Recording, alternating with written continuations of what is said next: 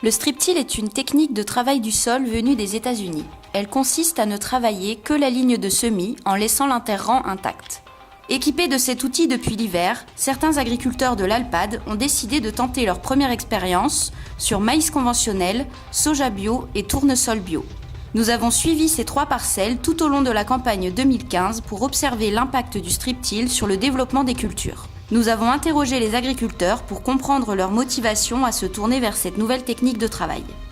C'est un outil qu'on a donc en climat et on s'est posé la question de déjà simplifier le travail, éliminer complètement la charrue, le système traditionnel je dirais, et donc étant bio, chercher à simplifier donc, le travail et on a opté pour le strip-till. Mes premières impressions sont très très bonnes, simples d'utilisation. On prépare donc le terrain, on passe le strip-till et on sème. Il y a un gain déjà agronomique, à mon avis, par rapport au sol. Si on gagne en agronomie, par ce fait, on peut gagner en rendement. Alors, ce qui m'a poussé à vouloir ici le strip-till, c'est le gain de temps.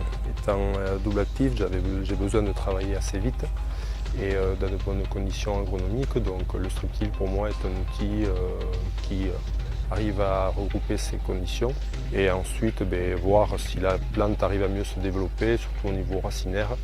Est-ce qu'elle exploite le travail de fissuration que fait le strip-till pour arriver à prendre tous les éléments qui se trouvent dans le sol. Alors la mise en œuvre a été un peu compliquée étant donné qu'on a acheté cet outil d'occasion. C'est moi qui l'ai mis en route le premier, donc bon, il y a eu quelques réglages à faire. Ensuite, l'autre problème, c'est que le strip-till est en 4 rangs et moi je sème en 6 rangs. Donc voilà, il y a des endroits où on est un peu plus que 80 en écartement, d'autres endroits un peu moins. Mais, au niveau du maïs, j'espère avoir au moins les mêmes rendements à peu près que ce que je faisais en conventionnel, on va dire. Mais bon, on est arrivé quand même à faire quelque chose de correct, je pense.